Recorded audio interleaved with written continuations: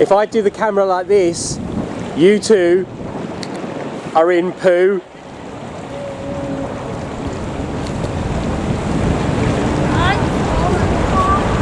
Josh, you're in poo.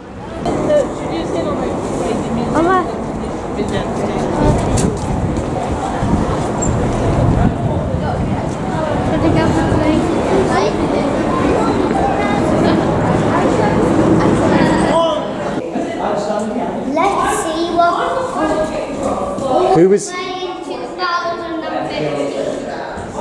Who was the ruler of Great Britain in 1715? I have no idea. Ollie, who was it?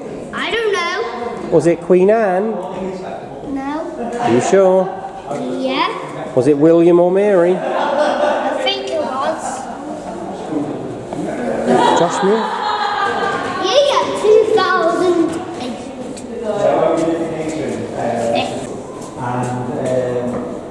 End of every Blue. Can I touch the title? What's this? It was made by White Sword.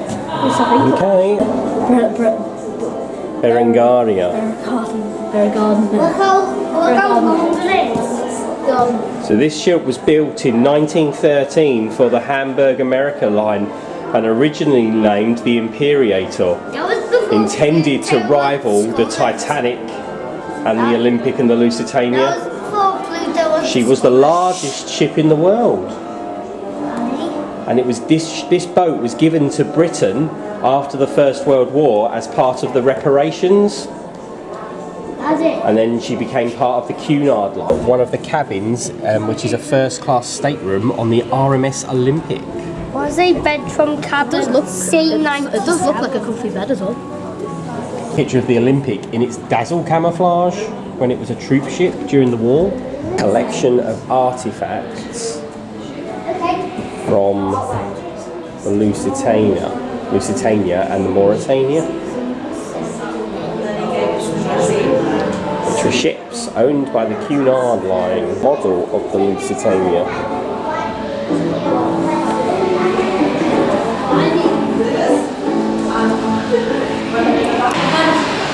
And Liverpool was very important during the Second World War as a place for all the food to come through to the UK. Extra, extra, read all about it. Britain at war with Germany, Britain at war with Germany. With a deck gun on a merchant ship. Don't lean on it, just hold it. Don't lean into it.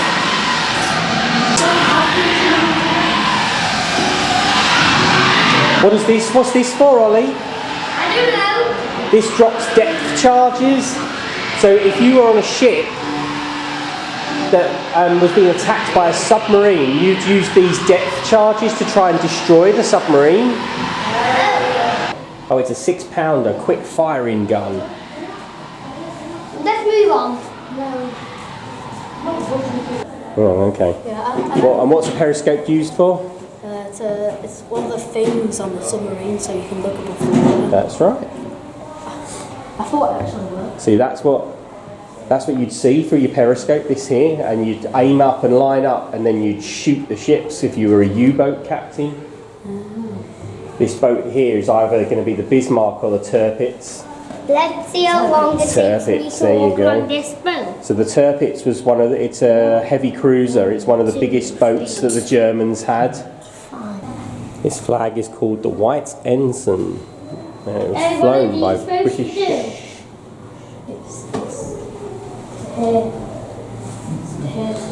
It's a corvette which was used to escort the merchant ships across the Atlantic. It's a 500-pound high explosive bomb. Oh my god. I hope it's been decommissioned. Probably has. What's the first one? This one, I'm going to go with import. Okay. Yes, some games are produced in the most imported. What's this? Coal. Oh. I guess that's imported. Because Britain now imports far more coal than it exports. Booze. Daddy, this Import. That's almost all wine is imported to Britain. That is probably export. Yes, for example, scrapper shift still works worldwide from Liverpool. Diesel turbo. I'm gonna guess. It's oil. I'm gonna guess. Yeah, imported.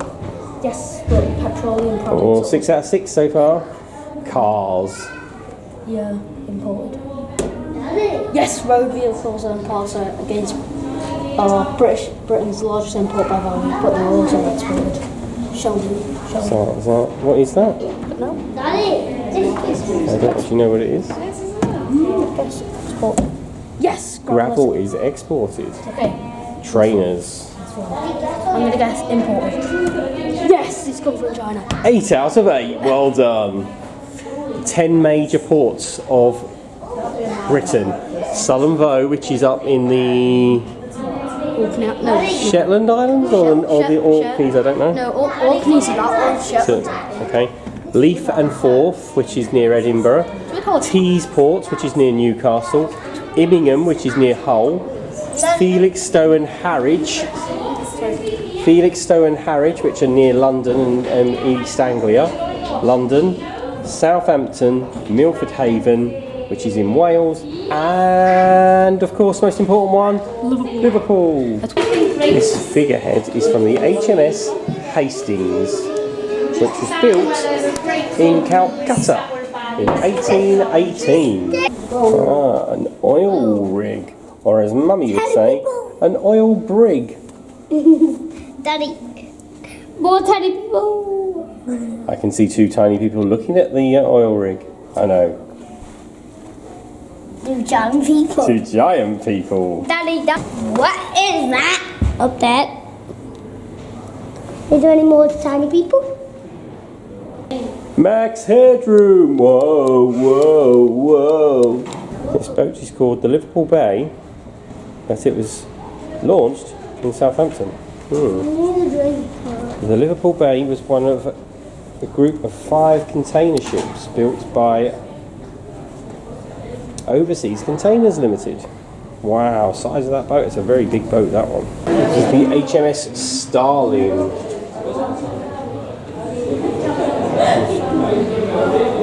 Launched in 1943 at the height of the Second World War.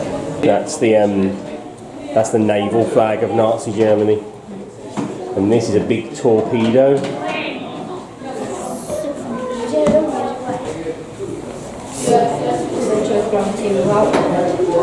What sort of soldier would have worn that armour? I don't know. Medieval. Round. A Roundhead from the Civil War. Stuff that's been smuggled into the UK, specifically into Liverpool, and unsurprisingly, there is some Lacoste stuff, because Scousers do love a Lacoste trackie. This is a model of the Liverpool Custom House.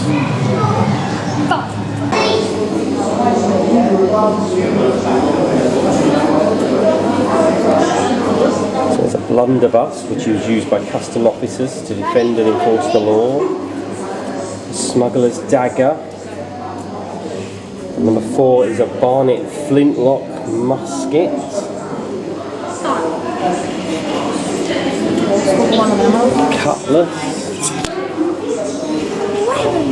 Cutlasses and swords, and some flintlock pistols, and a percussion cap. This is another collection of things that have been smuggled into the UK. What's so bad about these things being smuggled? They're all like endangered and stuff. Yes, we've had to kill innocent creatures to smuggle them all in.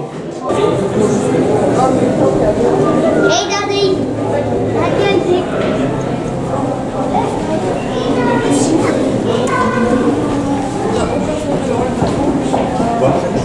Ollie!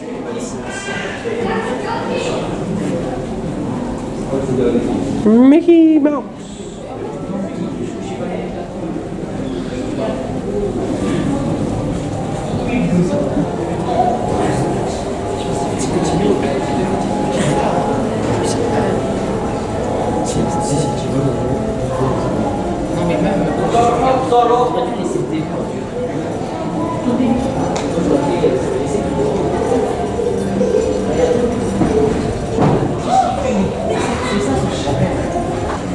So Liverpool was the home port of the Titanic, even though This is Liverpool in 1907, before the Cunard building was even there. It's got the overhead railway and trams.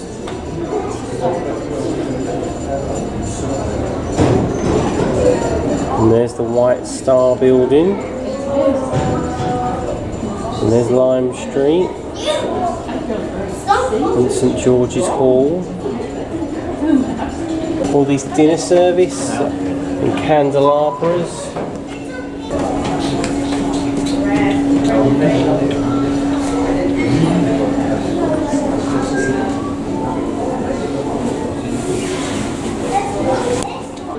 This cast was used to cast the bells that went on the Olympic and the Titanic. This is a builder's model of the Olympic and the Titanic.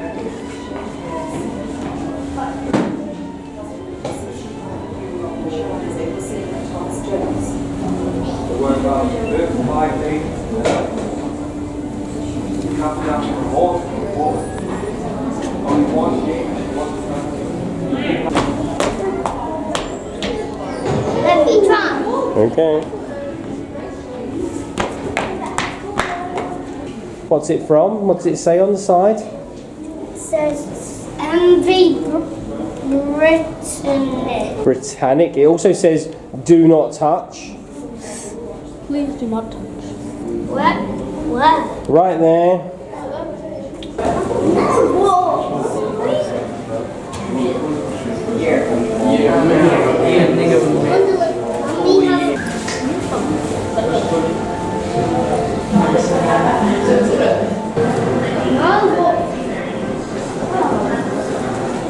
I'm never listening to just you guys. Oliver, stop being horrible to your brother. Stop being horrid. Daddy, I can put Heave I ho. can do it too. Wow, you're super strong. Can you pull up the rum?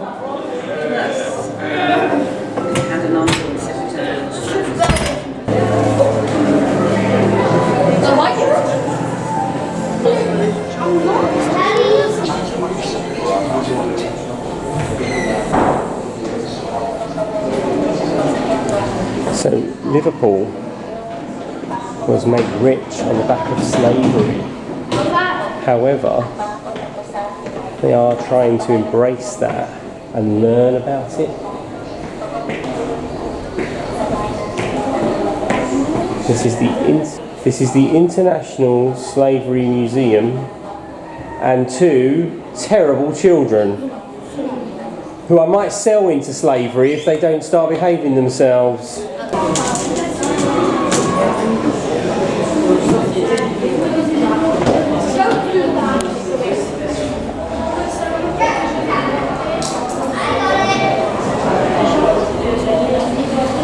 So these are some African sculpted figures that were collected during the slave trade. And these are some masks that were collected from Africa as well. And this section here details some African instruments for some music that was made during that period.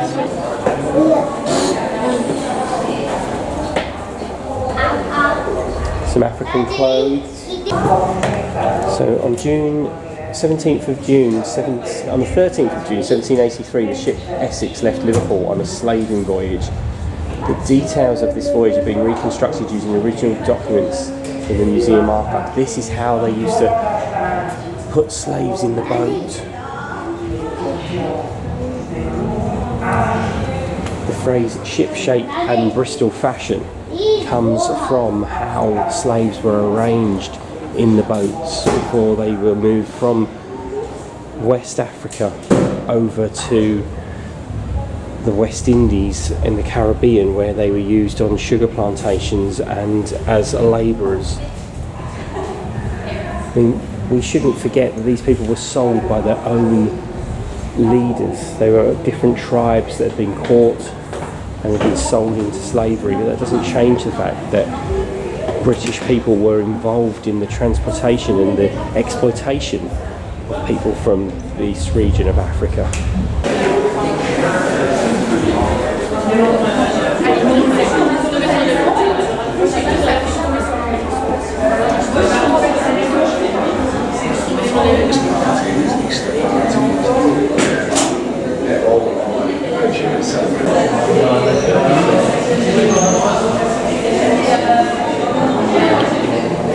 Lauda Equino was an African slave author and abolitionist. 1745 to 97.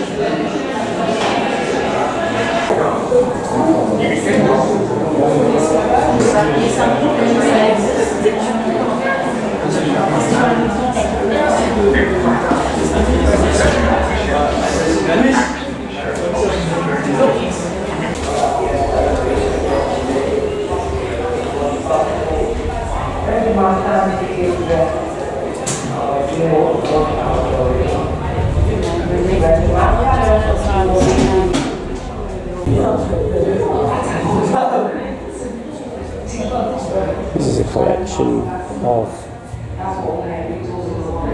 ironwork that was used to subdue slaves and keep them in place. This is a representation of an African village where British people went over and bought slaves and sold them to other places. See how it's slowly turning? Yeah, with farming equipment.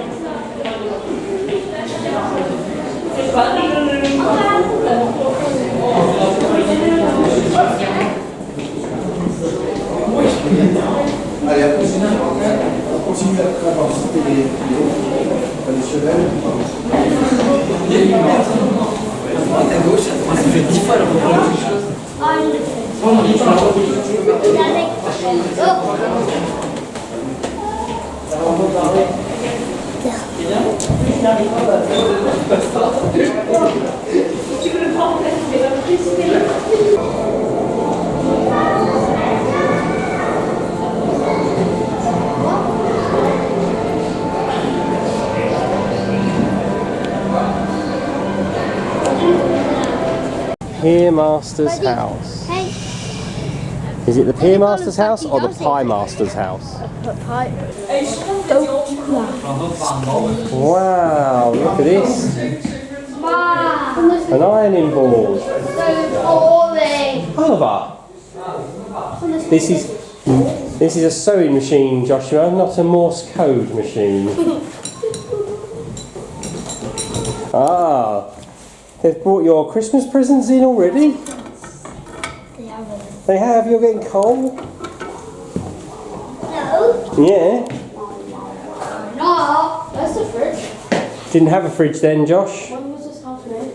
1940s. If you'd have listened to me a couple of seconds ago, I told you. It's a representation of what the house looked like during the Second World War. The Second World War had refrigerators. Well, not in here they didn't. House. Feeding a family on rations was quite hard, and there were a lot of advice available to help people make the most of things. Look for the cooker. Meals could be cooked in one pot that were simple to prepare and saved on fuel. A cup of tea with milk and sugar was a luxury in wartime households. You have 2 ounces of tea a week. Mummy would not like that. Mummy loves tea, especially if it's Yorkshire tea. This is the wartime sitting room with no television, you'll notice. No iPads. How did they survive? No internet. Oh, they survived off books. Books and the radio, which they used to refer to as the wireless. What a boring books. You like reading, Josh? Nothing under the stairs. Oh, my nan used to have stairs like this with the metal guardrails to keep the carpet in place. See, and the windows were taped up so that if the glass shattered during a bombing raid, it wouldn't cause too much damage. Why wouldn't it cause too much damage? Because the glass didn't shatter. Ah, here's Daddy, what did you say bedroom. before on the stairs? Wait, it has another floor to it? It has 3 floors. Okay. Can I go to this red block? No. Ah, and this is the little children's room. Look at all these toys. I wish. What's that down there? Oh no. That what? Snakes and ladders? No, the white thing next to it, the ceramic thing next to the snakes and next to the I don't Pip and know. Squeak annual. I don't know. It's a toilet. It's where if you need to go to the toilet in the middle of the night, that's where you would go. Oh, darn. And what's that over there? That grey thing underneath the bed? Something else to do with the toilet. Nope, it's a bed warmer. It's like a hot water bottle. You have been watching Munchy Road Hippopotamus. Follow us on Twitter at Munchy Road and on Instagram at Munchy Road Hippopotamus. Don't forget to like, subscribe and add a comment. All these good things help us defeat the evil that is the YouTube algorithm.